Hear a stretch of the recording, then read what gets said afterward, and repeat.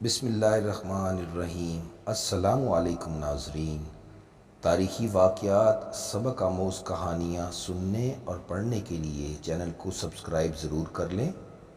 قرآن مجید فرقان حمید اللہ تعالیٰ کی وہ واحد کتاب ہے جس میں اس دنیا کے وجود میں آنے سے لے کر قیامت تک کے تمام ادوار اور واقعات کی تفصیلات موجود ہیں۔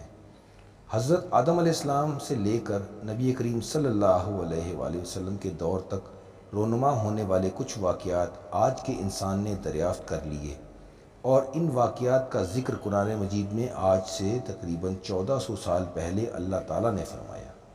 قرآن مجید میں بہت سارے واقعات تفصیل کے ساتھ موجود ہیں۔ بہت سے لوگ اس پر ایمان لائے اور مسلمان ہوئے، اور کچھ ایسے بھی ہیں جو سب کچھ دیکھنے کے باوجود بھی ایمان کی دولت سے محروم رہے۔ آج کی تحریر میں ہم آپ کو ایسا ایمان افروز واقعہ بیان کرنے جا رہے ہیں جس میں آثار قدیمہ تلاش کرنے والی ایک ٹیم کو زیر زمین ایک ایسی قوم کے آثار دریافت ہوئے جس کا ذکر قرآن مجید میں 1400 سال پہلے سے تفصیل کے ساتھ موجود ہے۔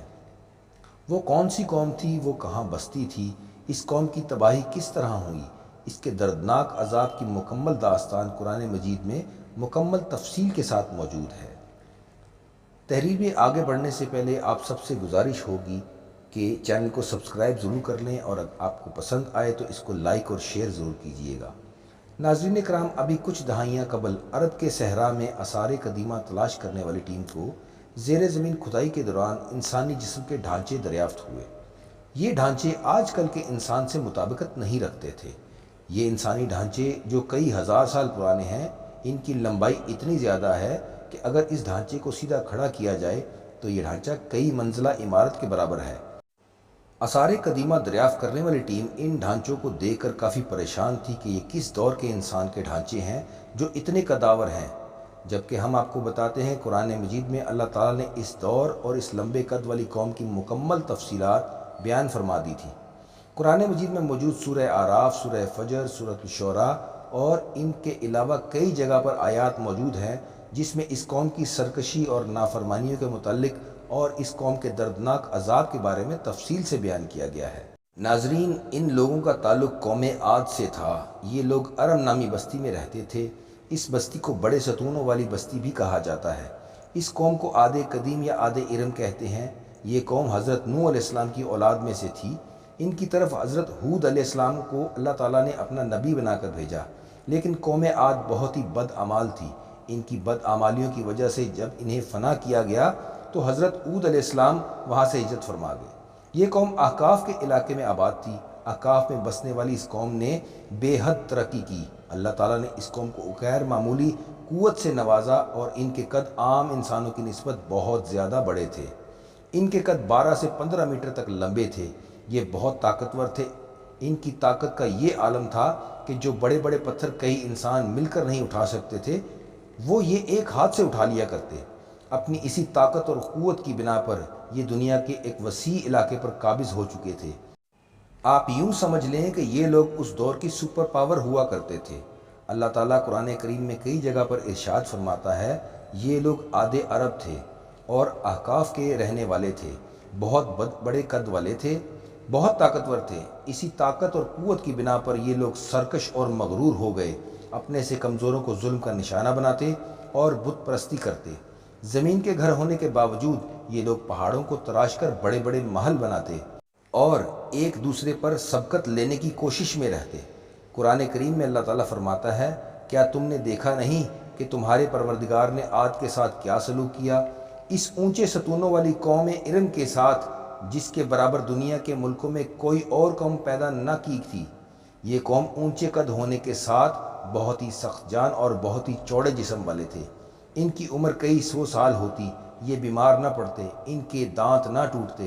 پہلے یہ لوگ اللہ کو ماننے والے تھے، مومن تھے، پھر شیطان کے بہکاوے میں آ کر بت پرست بن گئے، اور نوح علیہ السلام کی قوم کے بعد یہ دوسری قوم تھی جو بت پرست بن گئی۔ جیسا کہ آپ کو پہلے بھی بتایا ہے، اس قوم کے لوگ کئی کئی میٹر لمبے قد والے اور انتہائی طاقتور تھے۔ بعض روایات میں آتا ہے کہ ان کی عمریں 8 سے 900 سال تک لمبی ہوتی، نہ یہ بیمار ہوتے، نہ ان کے دانت ٹوٹتے، نہ ہی ان کی نظر کمزور ہوتی، ہمیشہ تندرست و توانا رہتے، ہمیشہ جوان رہتے، کبھی بوڑھے نہیں ہوتے تھے۔ صرف انہیں موت آ جاتی، اس کے علاوہ کوئی عارضہ لاحق نہیں ہوتا تھا۔ اپنی طاقت اور تعداد زیادہ ہونے کی وجہ سے انہوں نے بہت لمبے عرصے تک ایک بڑے حصے پر حکومت کی، اور اسی وجہ سے یہ لوگ کافی مغرور اور سرکش ہو گئے اور اللہ تعالیٰ کو بھلا بیٹھے۔ ان کے برے اعمال اور شرک کی وجہ سے ہونا تو یہ چاہیے تھا کہ انہیں تباہ و برباد کر دیا جاتا، لیکن اللہ تعالیٰ نے انہیں کئی مرتبہ سدھرنے کا موقع دیا۔ اللہ تعالیٰ کا قانون ہے کہ جب تک وہ کسی قوم میں اپنے رسول کو نہ بھیجے ان کی ہدایت کے لیے، تب تک ان کے برے اعمال پر انہیں سزا نہیں دیتا، نہ ہی ان پر کوئی عذاب نازل فرماتا ہے۔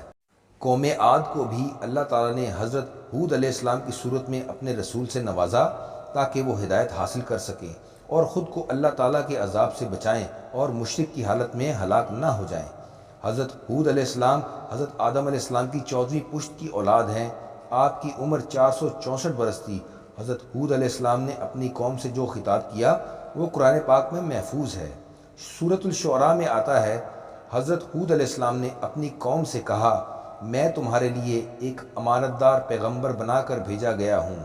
اے میری قوم، تم سب اللہ تعالیٰ کی عبادت کرو، تمہارے لیے اس کے علاوہ اور کوئی معبود نہیں ہے۔ پھر حضرت ہود علیہ السلام نے انہیں تنبیہ کی کہ تم بڑی بڑی عمارات اس طرح تعمیر کر رہے ہو جیسے تمہیں کبھی موت ہی نہ آنی ہو، اور جب کسی کی پکڑ کرتے ہو تو پکے ظالم اور جابر بن کر پکڑتے ہو۔ اب اللہ سے ڈرو اور میری بات مانو، اور اس ذات سے ڈرو کہ جس نے ان چیزوں سے نواز کر تمہاری قوت میں اضافہ کیا ہے جو سب کچھ تم جانتے ہو۔ یعنی حضرت ہود علیہ السلام نے اپنی قوم کو سمجھانے کی ہر طرح کی کوشش کی، مگر وہ نافرمانی سرکشی پر بضد تھے اور اپنی طاقت کے گھمنڈ میں یہ کہتے رہے، کون ہے ایسا جو طاقت میں ہم سے زیادہ ہے؟ اس قوم کے سردار نے حضرت ہود علیہ السلام سے کہا، تم ایک جھوٹے آدمی ہو اور ہمیں یقین ہے کہ تم بیوقوفی میں مبتلا ہو۔ حضرت ہود علیہ السلام نے اسے جواب دیا کہ میرا پروردگار اتنا قدرت والا ہے کہ وہ یہاں تمہاری جگہ کسی اور قوم کو آباد کر دے گا اور تم اس کا کچھ نہ بگاڑ پاؤ گے۔ بے شک میرا پروردگار ہر چیز پر قادر ہے اور ہر چیز کی نگرانی کرتا ہے۔ قوم عاد بہت ضدی تھے اور حضرت ہود علیہ السلام کو کہنے لگے، اگر تم سچے ہو تو اپنے پروردگار کا وہ عذاب لے آؤ جس سے تم ہمیں ڈراتے ہو۔ حضرت ہود علیہ السلام نے انہیں جواب دیتے ہوئے کہا کہ اب تم پر رب ذوالجلال کی طرف سے قہر اور عذاب آنا طے ہو چکا ہے، بس اب تم انتظار کرو اور میں بھی اپنے رب کے اس عذاب کا تمہارے ساتھ انتظار کرتا ہوں۔ ظالم قوم حضرت ہود علیہ السلام اور ان کے پیروکاروں کا مذاق اڑاتی رہی اور کہتی رہی کہ تم پر ہمارے بتوں کی نافرمانی کا عذاب آیا ہے، اس لیے تم ایسی بہکی بہکی باتیں کر رہے ہو۔ حضرت ہود علیہ السلام اپنی قوم کو حق کی تبلیغ کرتے رہے، یہاں تک کہ قوم عاد نے کہہ دیا، آپ ہمیں واعظ و نصیحت کرتے رہیں لیکن ہم اپنی روش کو ترک نہیں کریں گے، یہ تو پرانے لوگوں کا دین ہے جس کا آپ ذکر کرتے ہو۔ آخرکار حضرت ہود علیہ السلام نے اللہ تعالیٰ سے مدد طلب کی، اللہ تعالیٰ نے ان کی درخواست قبول فرمائی۔ قوم عاد کی نافرمانی اور سرکشی کی وجہ سے اللہ تعالیٰ نے پہلے ان پر بارش بند کر دی، وہ قحط سالی کا شکار ہو گئے۔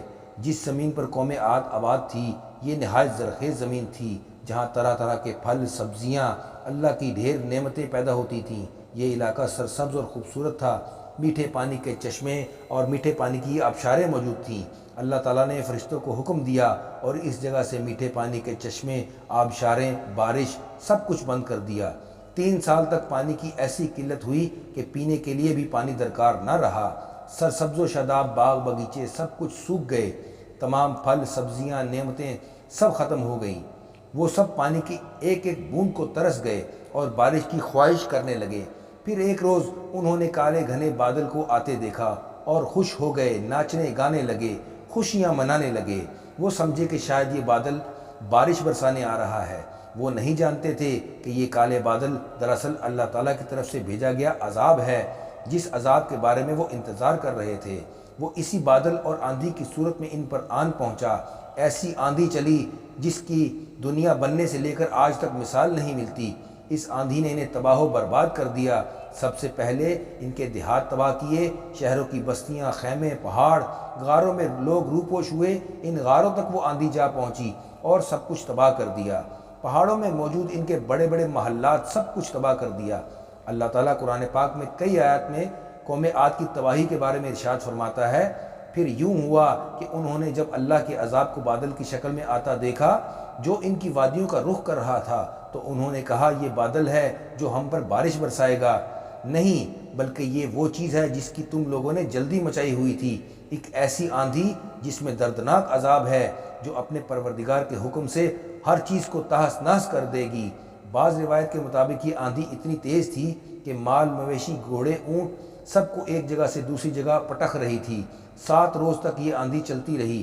اسی دوران ریت کا طوفان آیا اور تمام مکانات انسانوں پر آ گرا اور سب لوگ ہلاک ہو گئے، سوائے حضرت ہود علیہ السلام اور ان کے چند اصحاب کے، جنہوں نے امن کی جگہ پر پناہ لی تھی۔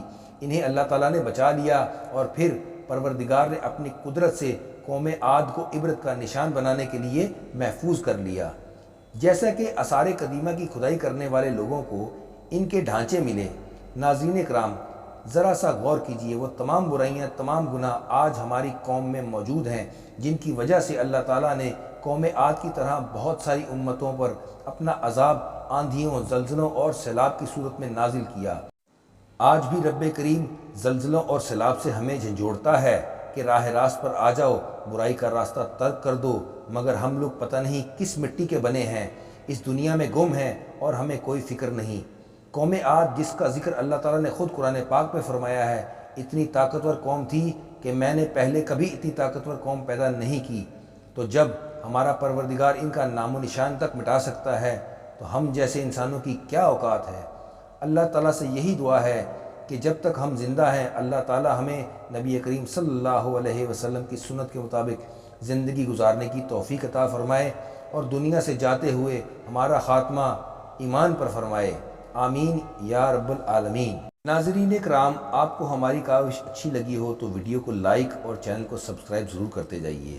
السلام علیکم۔